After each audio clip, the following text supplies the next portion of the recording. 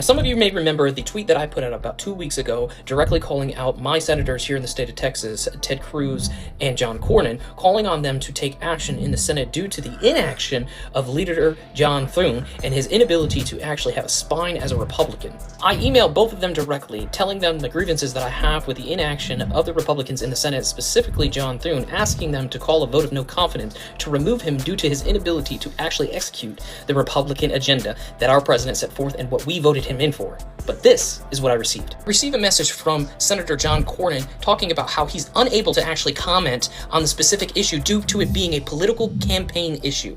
Well, no shit, you're a senator. That was the reason why I contacted you in the first place. And then it took 2 weeks for him to respond with a generic email that was probably written by a staffer that had nothing to do with the actual request itself, and they didn't even address my point. But at least I can say that John Cornyn, or at least somebody on his staff, actually responded, which is not what I can say about Ted Cruz and his staff, because here we are 2 weeks later with this same automatic reply that I got from the initial email, and nothing else. This just goes to show that people in Congress don't actually care about your opinion. They just care about getting elected and being able to have the power to do what they want, which is why we need to focus on putting in people that are actually going to do something. They're going to listen to the people that have elected them and stop with this uniparty bullshit.